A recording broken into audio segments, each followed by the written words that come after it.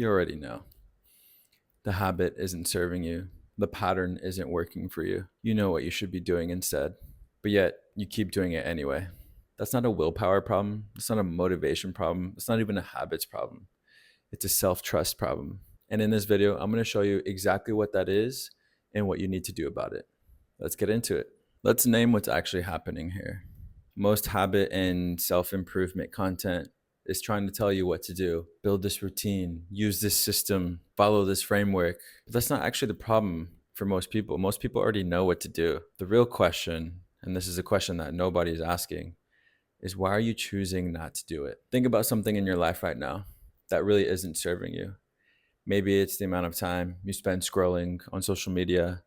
Maybe it's how you eat when you're stressed. Maybe you're staying in a situation that you know you really shouldn't be. You have the knowledge, you can describe the problem. You've been doing so for months, maybe even years now, and yet you're still living inside of it. That gap between knowing and doing, awareness and action, and who you are and who you want to be is what this video is about. So here's what I've come to understand about this gap, both from experiences in my own life and speaking with various friends, family, and colleagues. This isn't about knowledge, it's about self trust. When someone keeps doing something that they know isn't good for themselves, it's not because of a lack of information.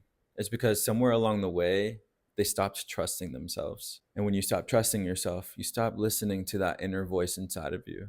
You stop listening to your intuition, the voice that's always quietly been there. So how does it happen? Well, at some point in your life, maybe it was a long time ago when you were a child, or maybe it was recently, but listening to your voice became too costly. Maybe that voice told you something that you didn't want to hear. Maybe you followed your voice one time and then it burned you. Or maybe the people around you, whether it's your friends, your family, people you work with, persistently overrode your own voice. And then you started to override your own voice too. So in turn, you stopped listening. Here's what's scary and what's dangerous. When you stop listening to that inner voice for a long time, you stop recognizing it. And when you stop recognizing it, you start making decisions from a completely different place, from fear, from habit, from whatever's easiest in that moment. And then one day you look up and you don't even recognize yourself anymore. Or even worse, one day you look up and you don't even like yourself anymore. This isn't some dramatic thing that happens to random people. This is something that quietly happens to a lot of people. And if I'm being completely honest and real right now, I've lived a version of this myself. I pride myself on trusting myself, but there definitely was moments in my life, a specific moment within the last few years actually, where I was in a specific situation that I knew I shouldn't have been in, and I chose to override that inner voice inside of me multiple times because making the choice to leave was too costly for me at that time. I didn't want to pay that price.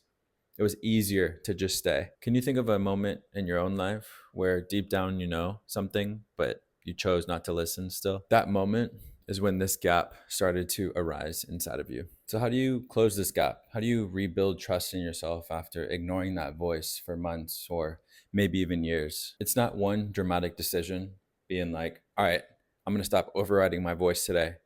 It's actually 3 practices, and it's done consistently over time. The order matters here, so I'm going to take you through them in a sequence. Number 1, reflect on when you stopped listening. Before you can actually rebuild trust in yourself, you need to understand where you actually lost it. This is the awareness step, and a lot of people skip this step because they're uncomfortable with the truth. Maybe they want to go straight to the solution because that means they don't have to sit with the problem. But you can't fix what you haven't located. So the first practice is reflection. Specifically, ask yourself, when did you stop trusting yourself? When did you start overriding your instincts? What was happening in your life at the time where you told yourself that it wasn't safe to follow your own voice? This isn't about self-blame or feeling bad about yourself.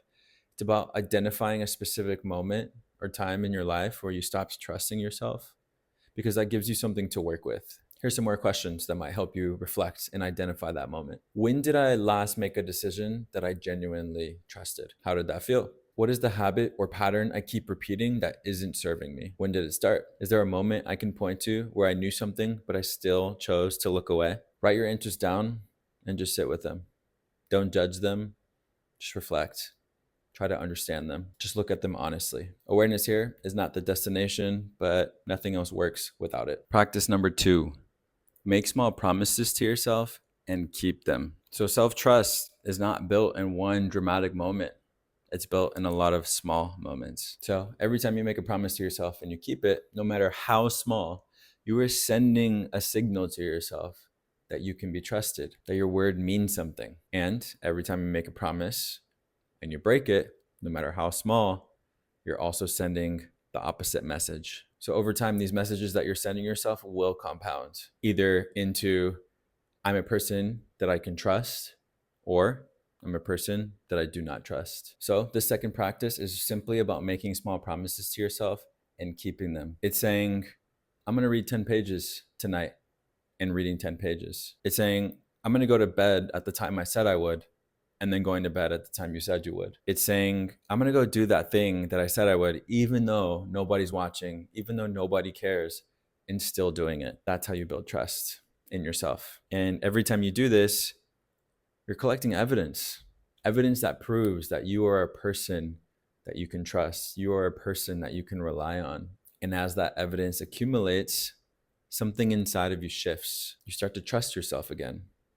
You start to trust that inner voice that you became disconnected from, not because you simply decided to, but because you've proved to yourself that you can. Practice number 3 is to stop negotiating with yourself. So here's the thing. When you start this practice of rebuilding your trust, you have to do everything you can to protect it. And the biggest threat to that is negotiation. You know exactly what I'm talking about. You said you were going to do that thing, and then this thought enters your mind, and then all of a sudden you have a very compelling case as to why you don't need to do that thing anymore, or why you can just do it tomorrow instead. All of the reasons that are coming up in your mind may be very compelling and may be super legitimate, but at the end of the day, what you're doing is you're going against your own word, and you're sending that message to your brain that you can't be trusted. You're breaking a promise to yourself yet again. The practice here is simple but uncomfortable. Remove the negotiation entirely. The version of you that made that decision at that time was thinking clearly. The version of you that's now reconsidering in a moment of resistance is not a reliable narrator. Don't revisit the decision. Don't ask yourself how you feel about it. Just do the thing. Because every time you negotiate with yourself, that gap widens and widens and widens. You reinforce that pattern, and you send the message that your voice can be overridden. And every time you don't negotiate, you close that gap. Make the decision once and don't redecide. So here's the full picture. You keep doing what you know isn't good for you, not because you're weak, not because you lack motivation, or not because you don't know any better. It's because you lack self-trust. It's because somewhere along the way you stopped trusting yourself. You stopped listening to your voice, and the gap between what you know and what you do just got wider and wider. The way back isn't some crazy road. It's 3 simple practices done consistently. Reflect on when you stopped listening. Develop an awareness so you know where the pattern started. Make small promises and keep them. Rebuild that trust and collect evidence. And don't negotiate with yourself. Protect that trust at all costs. This is super slow work, but it will be some of the most important work you've done in your life. Because when you trust yourself, that gap closes. Things become clearer, decisions become better, habits become healthier. Everything falls into alignment, and you start becoming someone that you recognize again. So I want to leave you with one question. What's the one thing you already know?